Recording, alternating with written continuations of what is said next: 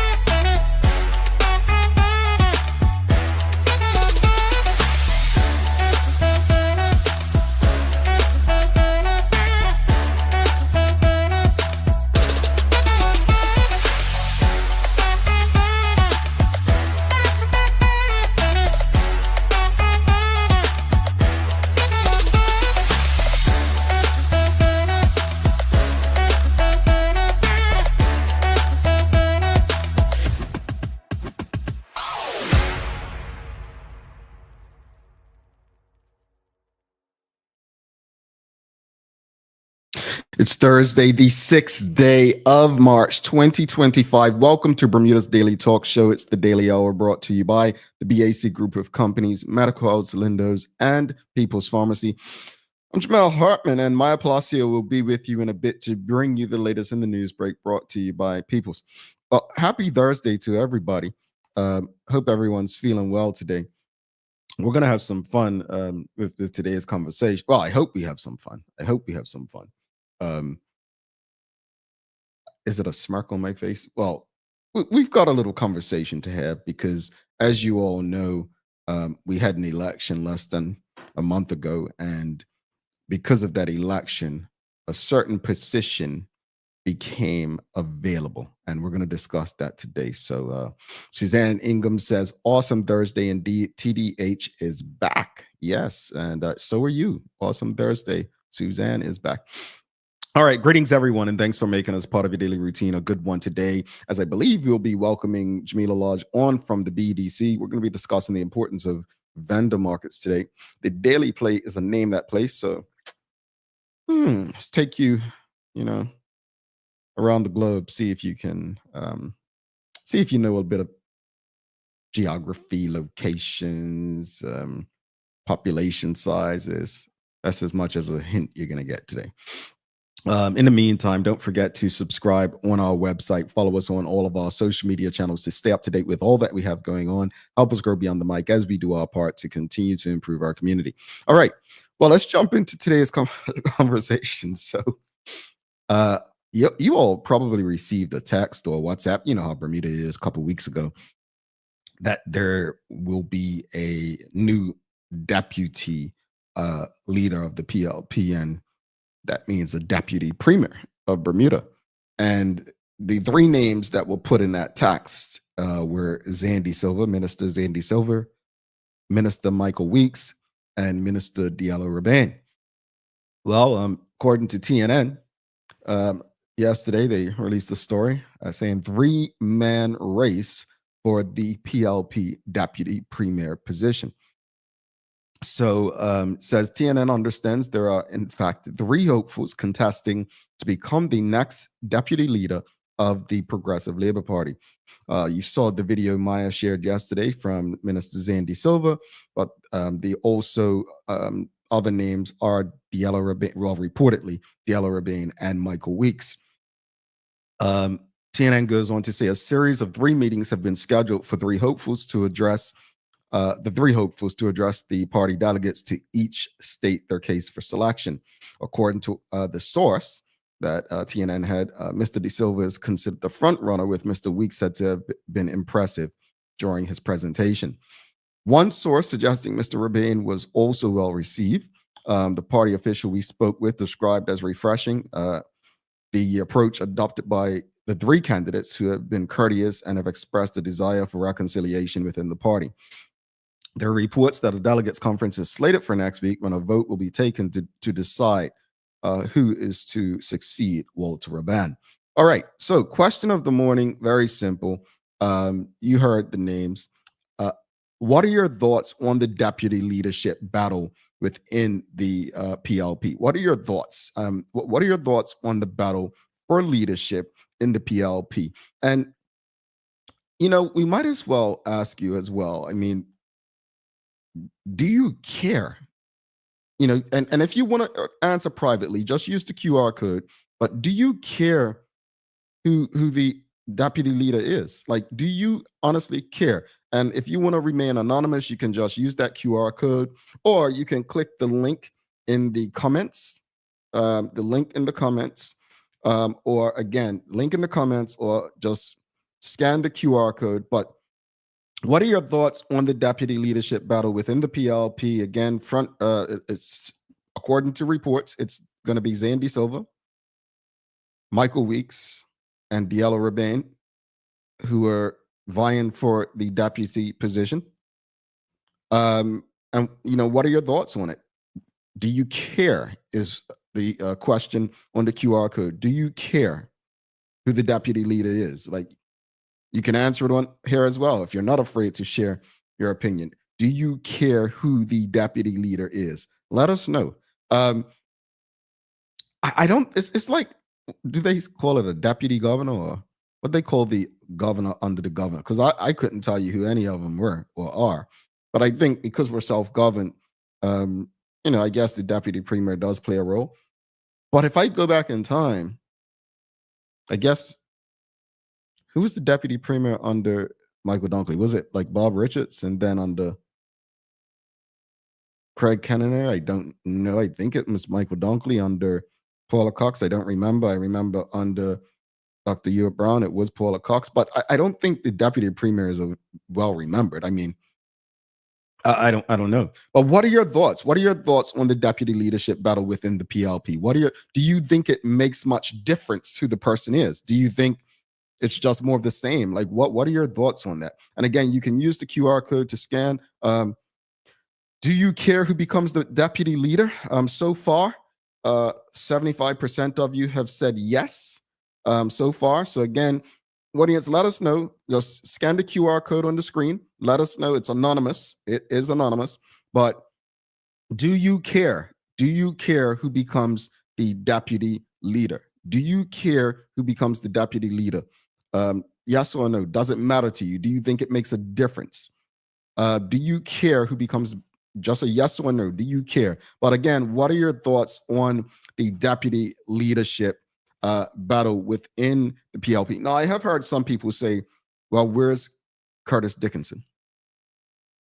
Which is a valid question, right? Because most people would see the deputy premier position as a step to becoming the leader, right?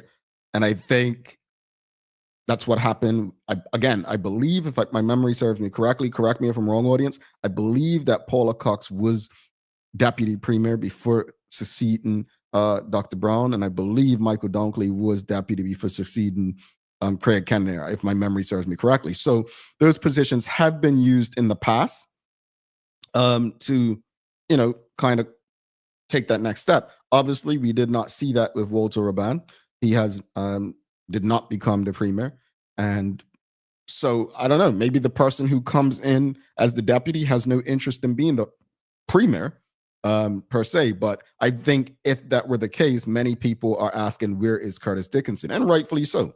So again, what are your thoughts on the PLP leadership battle? Again, TNN is reporting that there are 3 people vying for the deputy leadership position: Zandy Silva, Diallo Rabane, and Michael Weeks. Those are your 3 choices, folks.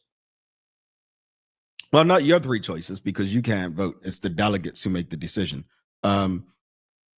Nicole Walker says, good morning. Out of the 3, I'd prefer Michael Weeks. Well, I think with Michael Weeks, he doesn't seem to come with any baggage, if that makes sense. I think when people look at Diallo Rabane, he seems to come with the Ministry of Education baggage. When you look at Zandy Silva, he seems to come with controversy. And so I think when you look at Michael Weeks, I think that's probably where Nicole Walker is leaning in terms of, she'd prefer him. I could be wrong. I shouldn't be speaking for her. Anika the Shield says, not sure if that is accurate. What when you all type, I don't know what you're talking about. What's not accurate? You got to let us know. because I've said 100 things already this morning. What's not accurate? Let us know. What are your thoughts on the deputy leadership battle within the PLP audience? What are your thoughts? And do you care? Do you care who becomes the deputy leader? Do you care? So far, 71% of you who've responded to the QR code and the link have said, yes, you do care. Yes, you do care. Michelle White says, just jumping in, who are the three? So according to reports on TNN, the three vying for the deputy leadership position are Zandy Silva, Diallo Rabane, and Michael Weeks. So those are the three. One of those three, it seems, will be the deputy premier very soon. And so what are your thoughts? Those are the three. Who would you like to see in that position? Who would you like to see in that position? I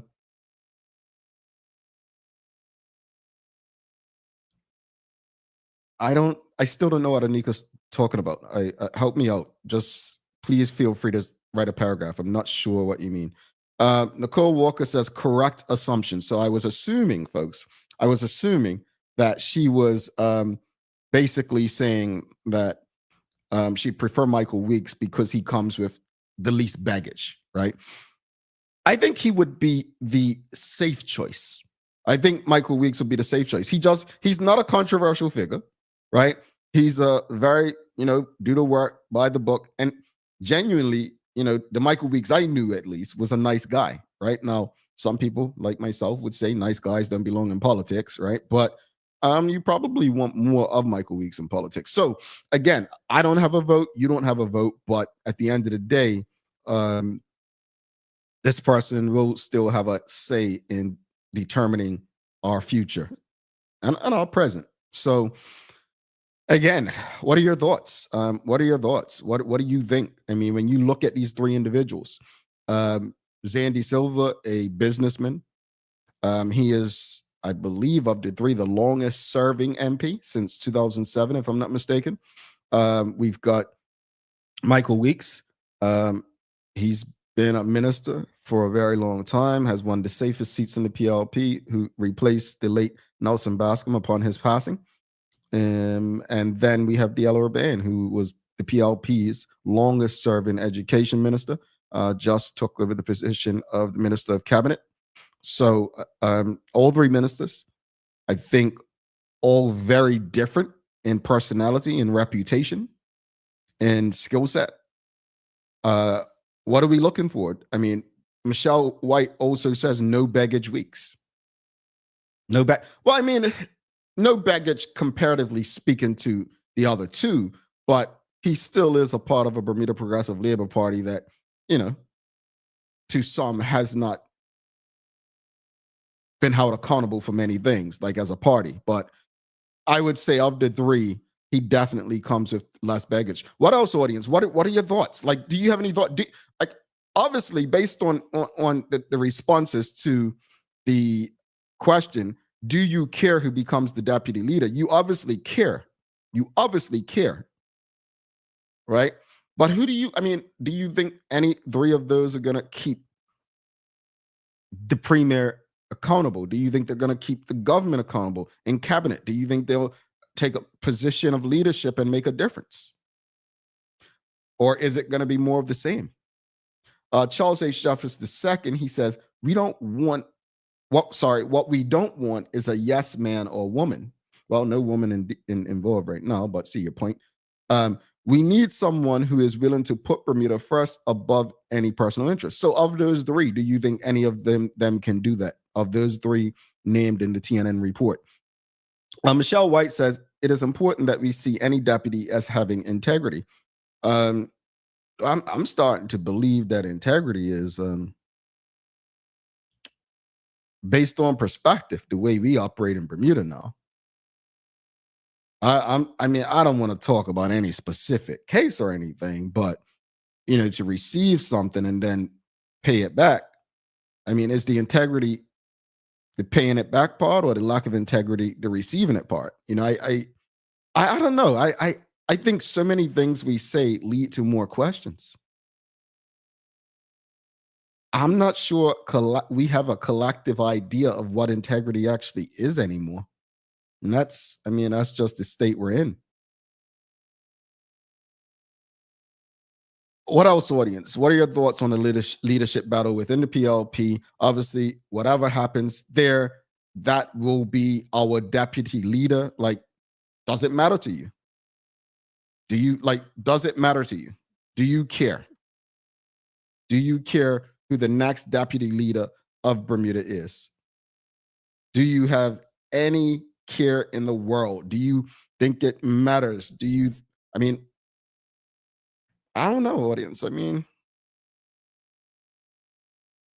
Let's go back to the audience. We've got Polly Rich.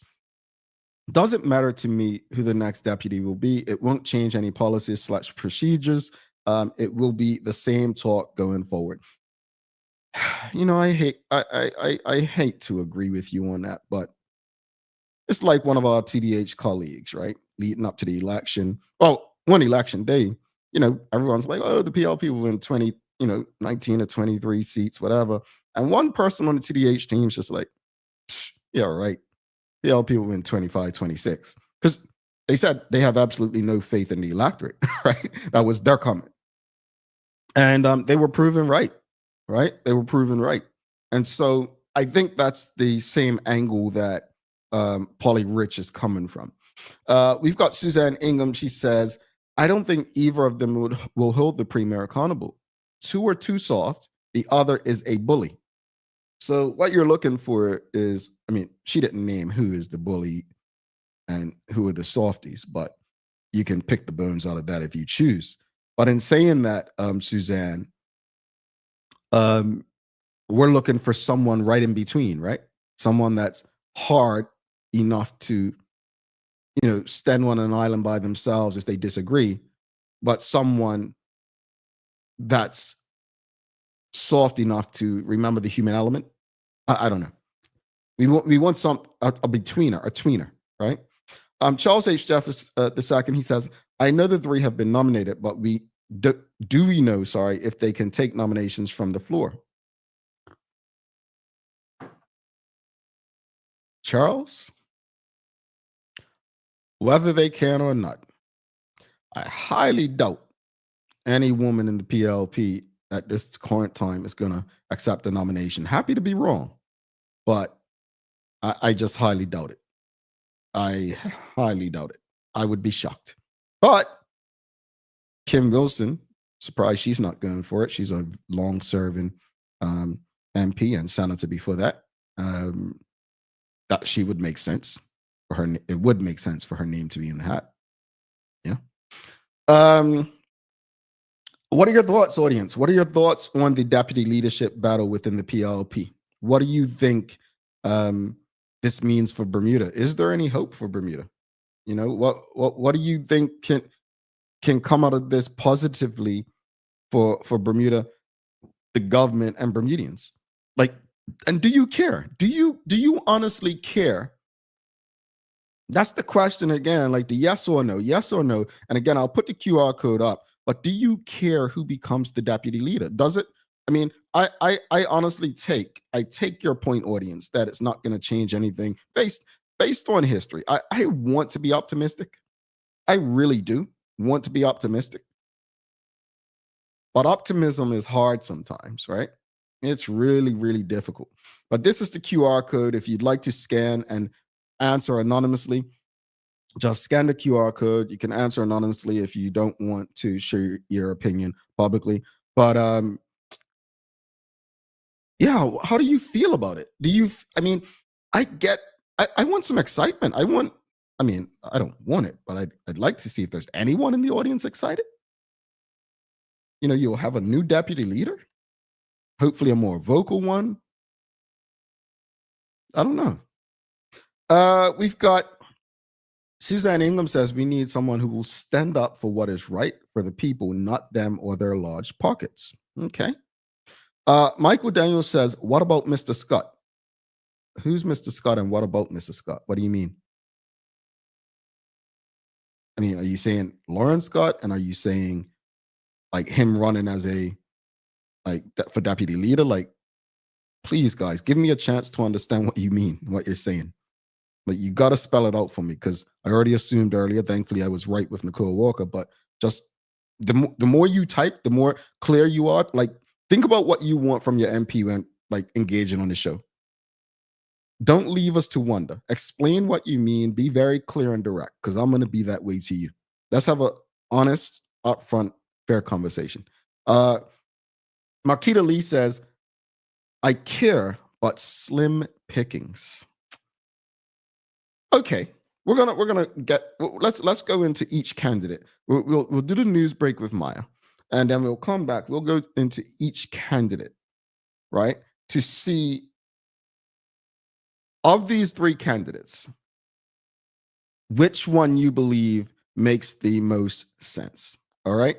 This is the daily discussion brought to you by our friends at Secure Trucking and Titan Express. Don't forget, show them some love. We're going to continue the conversation after the news break, but let's give some thanks to Titan and Secure for ensuring that we can have these daily discussions with you. The daily discussion is brought to you by Titan Express and Secure. Visit TitanEXBDA.com, your leading tour and transport provider specializing in Black History tours throughout the island.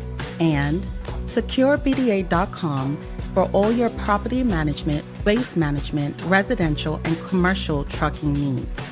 Professional, punctual, and reliable service is our commitment to you.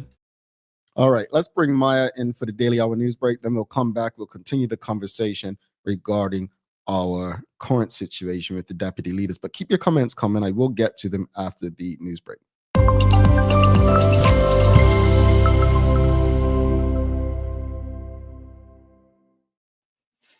Good morning. Good morning. Greetings, MP. How are you?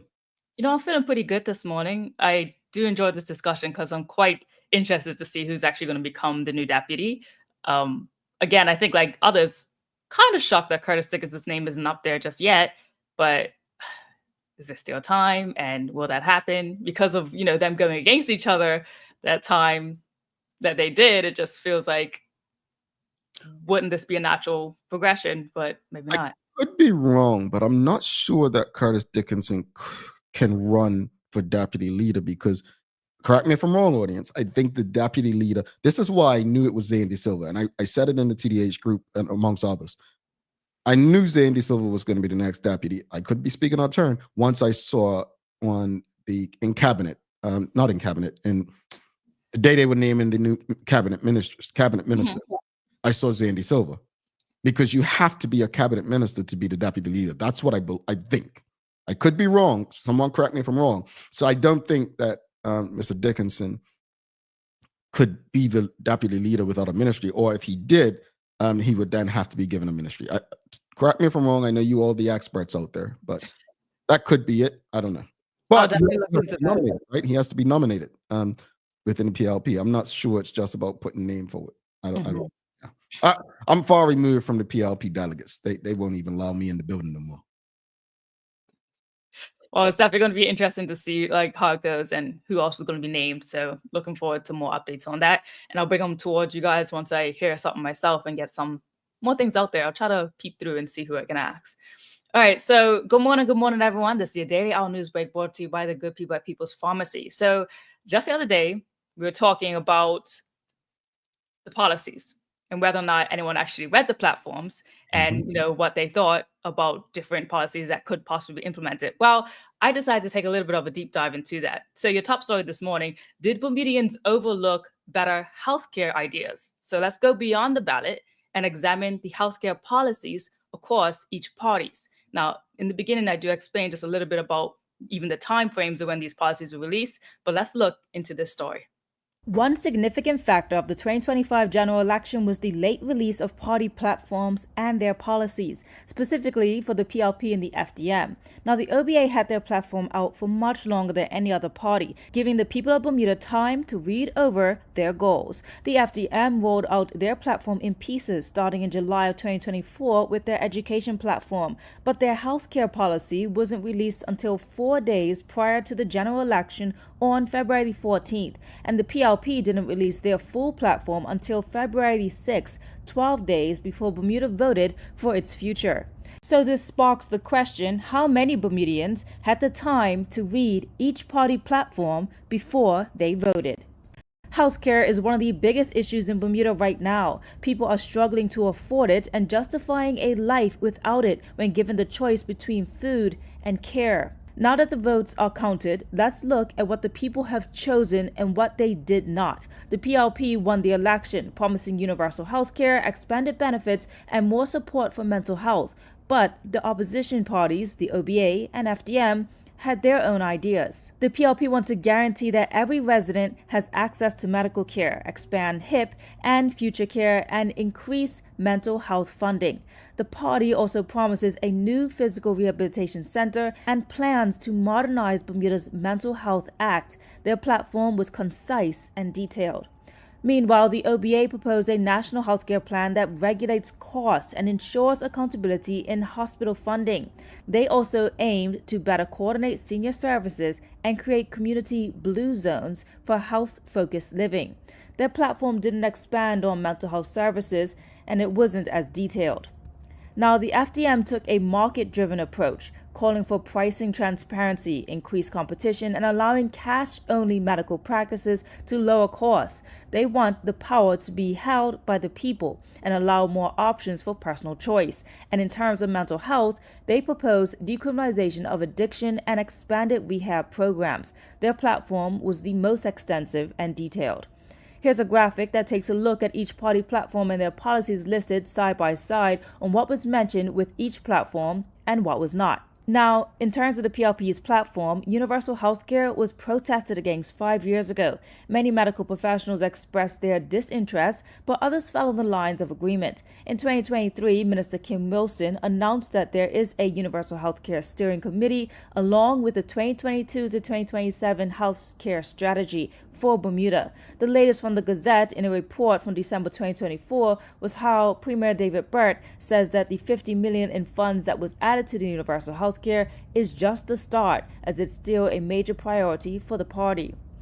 With healthcare remaining a top concern for Bermudians, the question now is, will the PLP incorporate any of the ideas coming from the FDM and the OBA? The Premier said he's willing to work with party leaders, and we've seen evidence to that. But historically, collaboration in Bermuda's political landscape has been rare. So, what does this mean for you? If you voted PLP, these are the policies they promised. If you voted OBA or FDM, your party's healthcare ideas might still influence future decisions, but that solely lies with the current government and what they decide.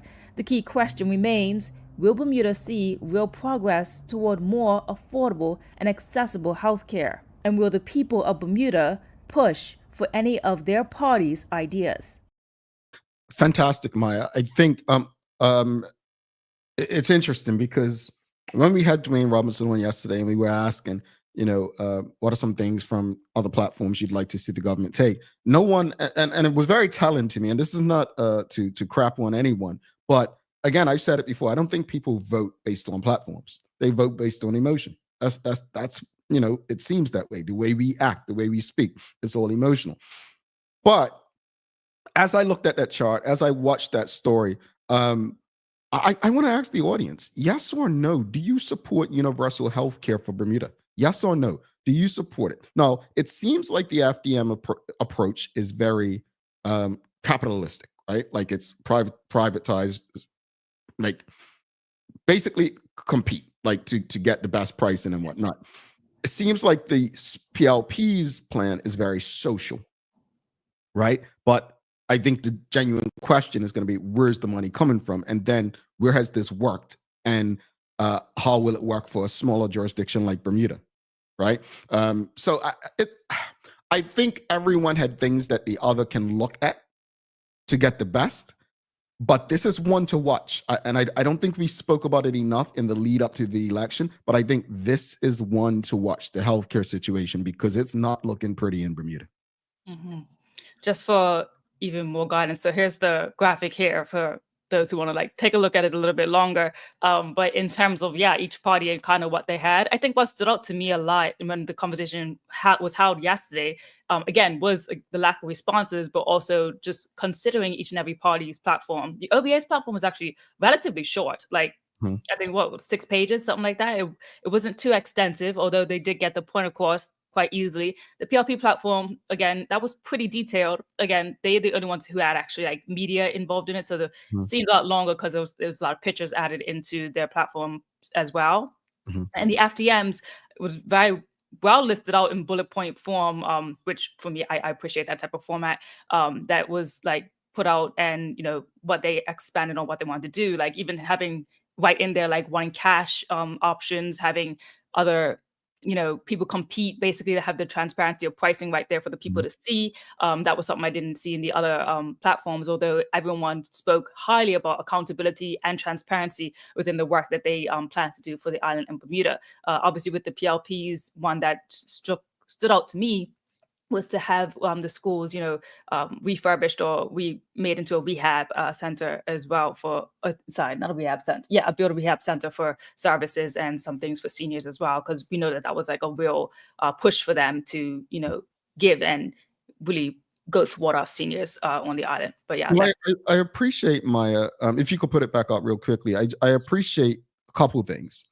The mental health and substance abuse was not mentioned by the OBA, right? Um, and my question to them would be, why not? I'll just leave that out there, and maybe we can reach out to them and ask them what is their policy or their view on mental health and substance abuse. I do appreciate the FDM looking at those things. As far as seniors, I do find it interesting with an aging population that the FDM didn't mention it in policy. But I think there needs to be a greater study so that we, the public, have a better understanding of where we're at currently. And if we continue to go this way, where we'll be in 5, 10, 15 years. Mm. But overall, I think when I look at this, I think each one of them has something that they can use for the other. Yeah, indeed. Like again, it's about this talk that Premier Bird has mentioned, and again, something that Eugene Dean talks about a lot too. It's like collaboration, working together. It's something that we all talk about on this island Mhm. constantly, is hoping for it, seeking for it. And so hopefully this kind of shows the way people can actually see it in a simplified manner. Again, you can read these platforms, they really aren't that long, especially if you're just looking for something specific. I pointed out just the healthcare portion. So seniors may have been mentioned maybe in a different portion of an FDM policy that I may have not gone into, or even mental health. I know that there's candidates within the OBA who've struck on and talked about mental health in the whole run up to the election and even prior to. But again, it wasn't specifically mentioned or laid out in their platform. Mhm. These are things that even each party can sort of take from each other. Yeah. Thank you for that. Yeah. Yeah, We got indeed. real quickly. Suzanne Ingham says no to universal health. And Markov C. Phillips says, I believe everyone should have access to healthcare, but my question is, how will we pay for it? He goes on to say, I don't believe persons that do have insurance benefits should have to downgrade their present insurance benefits. Okay. Yeah, that was a big thing. I do recall going to a couple of town hall meetings, and surprisingly enough, it was a lot of dentists who spoke up when it Mhm. came to universal healthcare. This was years ago, obviously, maybe even Mhm. 4 years ago, 3 or 4 years ago, and they were very much so not for it on the island, and it I was remember. it was big debate. And again, yeah, 5 years ago there was a protest about it, and though it's still being something pushed. And I mean, the people of Bermuda voted in the Progressive Labor Party. So Mhm. ideally, you could say that this is what they wanted. But again, there was Mhm. still more votes kind of swaying away. They just got the majority, still like breaking it up. But this is what they're definitely going to be implementing. Alrighty. All right.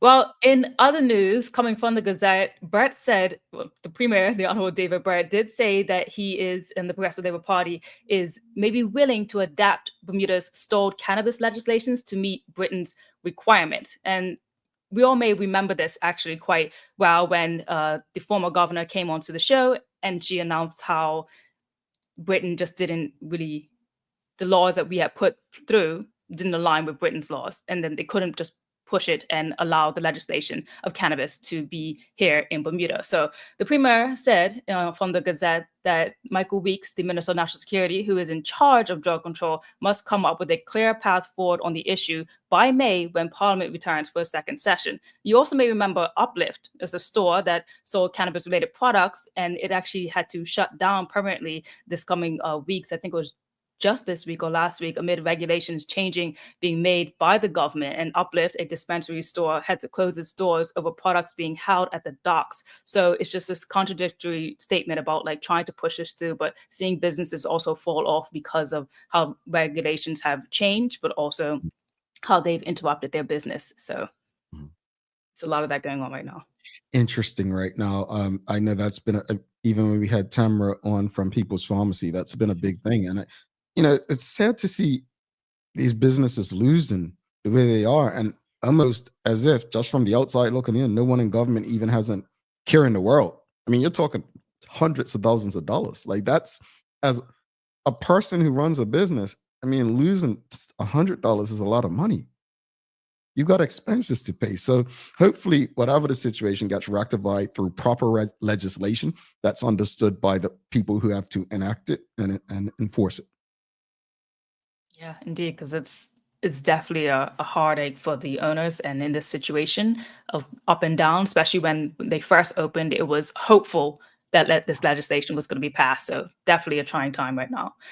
Meanwhile, moving on to a little bit more, let's say, community exciting news going on here. But the island unites for a great big Bermuda cleanup that should be coming through quite shortly. Environmental charity group KBB is calling on residents to take part in the great big Bermuda cleanup, an island-wide effort to keep Bermuda clean and green. So it'll be happening from April 27th to May the 4th. And they say families, individuals, schools, and businesses are encouraged to join in by tackling litter in their neighborhoods, parks, and coastlines. And the initiative has become a key community event and promoting environmental responsibility and island pride. So those who are interested can sign up at kbb.bm to be a part of the great big Bermuda cleanup. I think we should do that. I wonder if anybody on the TDH community would be on our team and clean up with us. I'm always down to clean up. Yeah. When it comes to Bermuda. And anyway, love to close out with some sports as I normally do. So letting everyone know that the Legends cards is basically almost complete. And I wonder, anyone in the audience, can you say yes or no? Have you actually received any of these cards or gotten any? I know it's mainly for the youth, and the police are trying to, connect the youth with officers, and they want the Bermuda youth to go up to them and ask these cards and hopefully socialize and get to know them and their responsibilities as uniformed officers. But also it's a cool opportunity for adults as well to join in with the fun and maybe tap into your inner child when you get these cards and learn a little bit about history. So the last 5 that just came from no particular order, but Clyde Best, football legend, Couture Horton Parent-Chief, diving legend, Megan Troke, field hockey superstar, Caden Hopkins, cycling superstar, and Dage Miners, track and field superstar. So these are the last releases of the collection. It's supposed to be 44 together. I think they're up to about a little bit past 35 now. And so we're looking to get the last few coming out for this year. So it's going to be pretty awesome. And these are the ones that are out right now. All righty. Thank you for that. How's the weather looking today? It's not looking good at all, actually. Increasing blustery showers developing ahead of a cold front. Should be some gale force winds as well. It says it's going to be a break in the sky for some sun, but it's still not going to be looking like the best day for Bermudians right now. Although we have a high of 71, which is way better than the other days when it was 61. So we bumped up about 10 degrees, but it's still not looking too sharp. Okay. Well, you all be safe out there, Weather's not in your favor. Today, it's in the US, it's National Frozen Food Day. Yeah, frozen food. So, freezing food was one of the best methods to preserve food, and it keeps, food fresher than other methods such as canning or drying. So, since it's Frozen Food Day, I want to ask you all, what is your favorite frozen food to eat? Something that you put in the freezer that you thaw out. You don't have nothing, Maya? I don't really put things in the freezer. Like, not even your fish? Not really. I eat my fish when I buy it, Oh, well, I don't have that privilege now that I'm in Georgia. But I don't have, honestly, I used to go to the fish market in Florida, get my fresh fish. And the only thing that's in my freezer right now is ice and some frozen vegetables. That's about it. Frozen And vegetables. ice cream. All right. So in my freezer right now, I have non-dairy ice cream, the cones. I have ice, and then I have frozen fish and chicken. Yeah. Okay. Oh, and seafoods, shrimps and stuff, shrimp and scallop. Yeah. What? So, all right. So, do you eat popsicles during the summer? Who doesn't eat popsicles? Oh, I'd be surprised if someone in this audience says they don't eat popsicles, especially in the summertime in Bermuda. There's long, I don't even know what they're called, but they're really there's at long. least one person. Come on, if there's one person who doesn't eat cheese on pizza, there's got to be one person who doesn't eat popsicles, right? Well, That's a sad life. Anika, she says corn on the cob, favorite. We've got cassava pie, gold when you find it. All right, Charles, that's on point, man. How long does cassava pie last in the freezer? Because I must admit, my grandma definitely keeps hers in the freezer for me. I have no idea how long it lasts. You know what? I remember people used to put like wedding cake and stuff in the freezer and then take it out. Yeah, that's weird to me. Yeah. How long do they keep it? It's like you put it in the freezer and then you eat it on like an anniversary date or something. Which would seem weird. You can't keep it for a year, can you? That doesn't sound right. I don't know. Mine during the trash. Ice cream, says Ellen Kate Horton. Amos vegan pizza. That used to be one of my favorite first. I can't find it anymore, but Amos, yeah, those are good. Dawn Farbert says okra, corn, and strawberries. Okay, favorite version. Maya, the same guy who eats bacon on a vegan burger, says I don't eat popsicles. Take that for what you want. I feel like if you've ever had any sort of frozen drink, then that constitutes as a popsicle. Like, not like a slushy, but like, have you ever, when you grew up, right, you made the drink mix and then you poured it in the ice cube trays? Please tell me I'm not the only family that did that. Please tell me that's like and then you popped it out. Potato. Come on, that's homemade popsicles. So again, that brother, Charles H. Jefferson II, the same brother that would eat a vegan burger with bacon on it, like the pig. Don't take him. I'm picking on him because you know how he does me and pizza with no cheese. Telling me I eat lettuce on bread and stuff. A salad. No, he called us up a salad or something. Anyway, real quickly, Maria Nelson says, yes, you keep your wedding cake in the freezer and eat it on your first anniversary. That's crazy. Oh. So it does say it keeps for a year? What if it doesn't keep? Does that mean your marriage is bad? Let me stop. Probably. Take that for what you will. All right. Shrimp and Christmas pudding. Mango ice cream. Frozen mango chunks. So you all like a little I love a little mango. All right, we gotta go pay some bills, folks. We're gonna come back. Maya, thank you so much. We'll see you soon. See you soon. All righty, Maya Palacio. Folks, if you've appreciated the discussion and conversation so far this morning, do us a favor while we go to this break. Give us a thumbs up, a love, a like. We'll be back in 3 minutes, 21 seconds to continue that conversation about the three vying for deputy leadership in the PLP. People's ACW, located at King Edward VII Memorial Hospital, carries over-the-counter medicines, toys, cards, and even toiletries. Our knowledgeable staff are there whether you're at emergency, visiting family, or a member of BHB staff, to show you our best even when you're feeling your worst. People's ACW, we're here for you.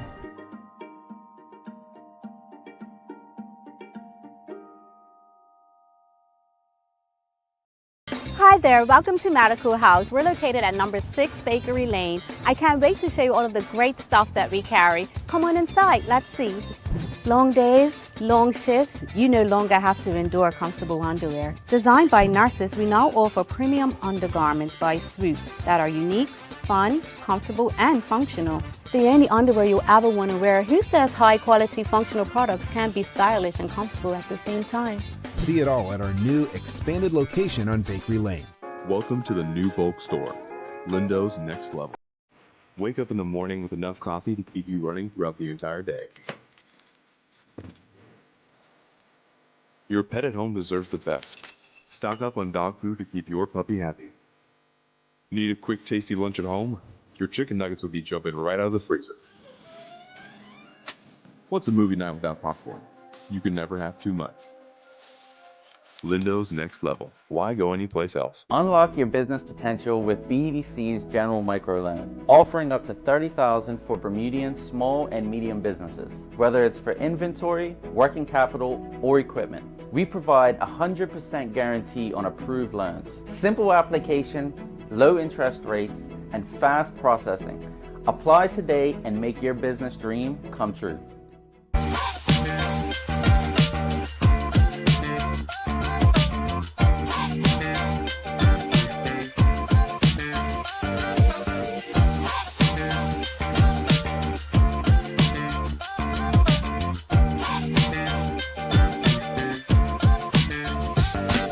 Considering the increasing challenges faced by financial institutions, the need for insurance protection is a critical component of the risk management framework.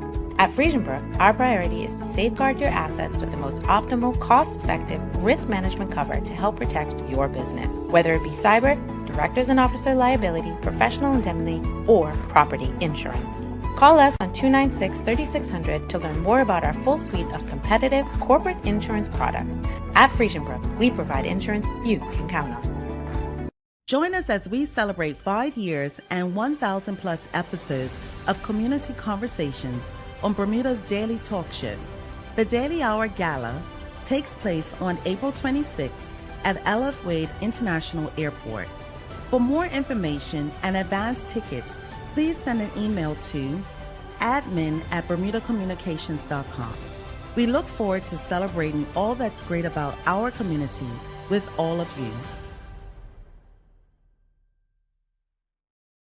Alrighty, welcome back to the big show. Jamal Hartman here. It's the Daily Hour brought to you by the BAC Group of Companies, Medical House, Lindos, and People's Pharmacy. Don't forget to subscribe on our website. Follow us on all of our social media channels to stay up to date with all that we have going on. Help us grow beyond the mic as we do our part to continue to improve our community. All right, let's get back to the question again. Folks, if you haven't already, make sure you give us a thumbs up, a love, a like. Make sure you share the conversation with your friends, your family, your colleagues. The question was based on what we read on TNN. So TNN was reporting it's a 3-man race over at Alaska Hall.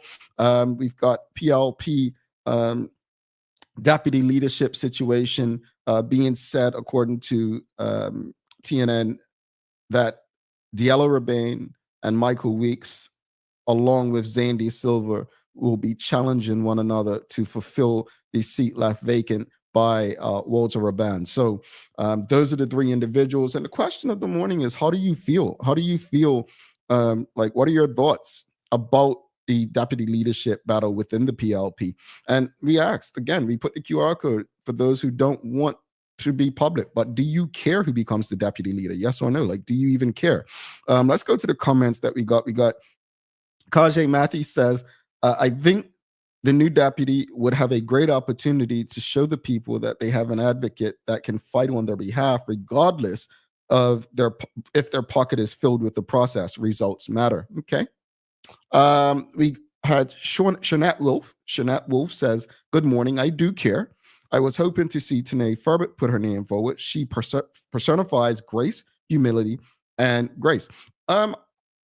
I've never said a bad thing about her. I think she's extremely likable. She's a very likable person, and she's a minister. Maybe someone will nominate her on the floor, as Charles H. Jefferson II was suggesting. Polly Rich says, excited about politics, Jamal? That's a joke, right? No, I thought people would be excited about, a new deputy leader. But no, I take your point. It's hard to be excited about something that's so draining, right? Michelle White says, we should care who becomes deputy. The deputy stands in and speaks for the premier in his absence. Are there any laws that restrict the deputy's actions where something happens to the premier? Good question. But no, I agree. I agree with you that we should definitely care who the deputy leader is going to be. We should care who all of our elected officials are. We should care who the appointed senators are. We should genuinely care about anything that impacts us individually and as a greater community. So no, I think as drained as we are with the political process, and although we cannot vote as non-delegates as to who this person is going to be, I think that we should still have an interest in the process. All right. What else, audience? What are your thoughts on the deputy leadership battle within the PLP? WKD Lama says Weeks by default. All right. You know what's crazy? You know, someone put it in the TDH group yesterday. And I was like, you know, it doesn't matter what we think. It really doesn't. I mean, you saw that with the leadership contest between Premier David Burt and the Honorable former Finance Minister Curtis Dickinson. Like, did it really matter how the general public felt? You know, the delegates did what they felt they wanted to do. They went with who they felt they wanted, regardless of what the country wanted. And according to the latest election, the general election last month, the country was pretty happy with the leadership as well, because that's still who is the premier, and that's still, you know, the political party that is governing Bermuda with a majority. So you can't really say the delegates got it wrong, right? If the country didn't change anything when they had the chance. Or maybe I'm just, you know, yeah. Charles H. Jefferson II says, you're assuming there are no delegates watching the show. I bet there are.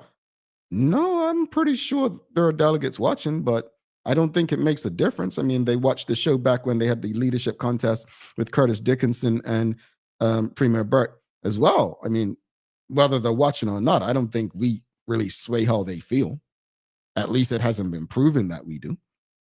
I mean, they took a clip from me, you know, tried to make it seem like I called all the delegates or PLP people whatever name I said back then. I kind of felt how I felt. I said what I said, but, you know, I don't think we're swaying anyone that's a delegate. They do what they do, you know. As a former delegate, I'm not a kind of to the party line person. I was uncontrollable in that respect. So I went with my conscience, even if it meant being the only person in the room who was in their mid-20s, who was against the idea of legalizing Mary Jane, weed, hemp, marijuana, whatever you choose to call it back then, you know? So no, I think the delegates will do what they do. I think the way it goes, the three candidates have an opportunity to sway the delegates whatever way. I think they all are very different in their own respects. So it'll be interesting to see what comes out of it. I as someone said earlier, Michael Weeks seems to come with the least public baggage. So I think he would be, as someone just said, Weeks by default. But I don't know. My prediction is that it's going to be Minister Zandy Silva. That's my honest prediction. I think he will get the majority of the votes, followed by Michael Weeks, and then with Diallo Urbane in third. That's just on the outside looking in. I would be shocked if it went any other way. And not much shocked me about election night. Probably Diallo Urbane getting the majority in constituency 13 was the only shock. Maybe he'll shock us again. So let's take a final break. We'll come back. We'll do the daily play. We'll wrap it up. Keep your comments coming. And what's the daily play? Oh, it's a name that place today, folks. Name that place. Give me a minute, 20 seconds to get the question ready for you. Stick with us.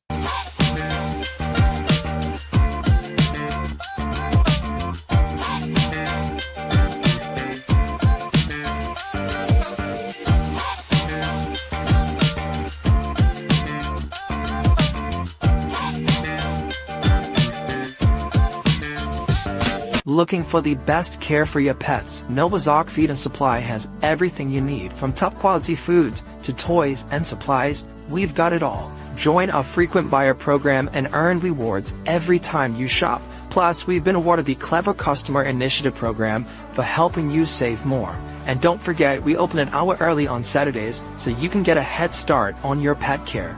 Visit us today or shop online for easy pickup or delivery. Your pets will thank you. Join us as we celebrate 5 years and 1,000 plus episodes of community conversations on Bermuda's daily talk show. The Daily Hour Gala takes place on April 26th at LF Wade International Airport. For more information and advance tickets, please send an email to admin@bermudacommunications.com. We look forward to celebrating all that's great about our community with all of you. All right, welcome back. Thanks again to all of you for tuning in today. If you haven't already, whether you are on Facebook, LinkedIn, YouTube, Twitter, X, Instagram, or, well, you can't do it on our website, but just give us a like, love, follow, share, subscribe, join, become a YouTube member if you like. Also, don't forget, you can go on our website. If you want to attend our gala, we are going to celebrate 5 years of this program. We're going to celebrate 1,000, well, over 1,100 plus episodes now of community conversations. And we want to, celebrate all of you for being a part of this. So make sure you get your tickets. You can get them on the website. Prices will increase on April 1st. So just keep that in mind.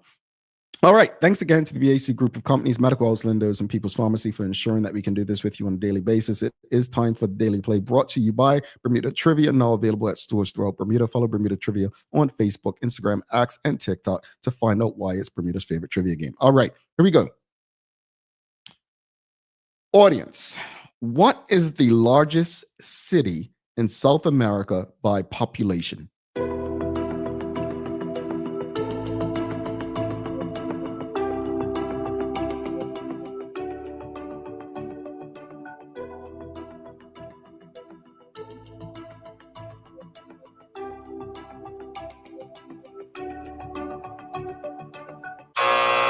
All right. We got an Mark Arthur C. Phillips came up first, Sao Paulo. W.K.D. Lamas at Sao Paulo. Rio de Janeiro, no. And then Brazil is the country that Sao Paulo is in, Renee Simmons. So yeah, Sao Paulo. Sao Paulo. Yes, that is today's answer, folks. You all did well. Or is it done well? Look, I'm not an Englishman. Anyway, final thoughts on today's show. Look, I think we all should care, as I said earlier. I do think we should care who is running our country. I think we should care who is in some of the most important positions in Bermuda. What we would all like, say what you want about Paula Cox, but she was a deputy premier who stood her ground against one of the most aggressive and likable in the PLP, Dr. Ewart Brown. I remember, if I remember correctly, because I was involved in the PLP at the time, they were going to purchase $25 million John Swan building, and I think she said no. If I'm not mistaken, I could be wrong, audience. Correct me if I'm wrong. So I think what people are looking for is a strong person in that position, a person who is not going to be afraid to go against the leadership if the leadership, they don't align with it. I think they're looking for a Curtis Dickinson, a person who, gets corporate governance and would do what they believe is in the best interest of Bermuda, not necessarily the country. The party, not necessarily the party or individuals. So I don't know what's going to happen. I have a prediction. My idea is that Zandy Silva will win it. If those are the three that end up, as the only three, I do believe he'll win it. Do I think much will change? I don't know. I don't know. Keep in mind, he's both resigned as a minister and been twice. I think he's been resigned twice as a minister since 2017 under the leadership of David Burt. So I think a lot remains to be seen. What we do know is that this is going to come down to the delegates and MPs who have a vote. And again, as I stated earlier, the country chose David Burt and the PLP in the general election. And so now you've given them the opportunity to choose your deputy premier. That's just how the system works. That's how it works. Here's your daily inspiration for the day, folks. Let me get my old quote book over here. All right. And it's a quote from Seneca. It says, quote, "If a man knows not to which port he sails, no wind is favorable," end quote. Pick the bones out of that, folks. Pick the bones out of that. All right, it is that time. Don't forget to subscribe on our website. Follow us on all of our social media channels to stay up to date with all that we have going on. Help us grow beyond the mic as we do our part to continue to improve our community. Thanks again to our partners, the BAC Group of Companies, Medical House, Lindos, and People's Pharmacy for ensuring that we're able to do this with you on a daily basis. As always, we appreciate you, we love you, and we thank you for making us part of your daily routine. If all goes well, we'll be back to do this again with you tomorrow. I'm Jamal Hartman. Please do make it a safe and a great day. We are out. Peace.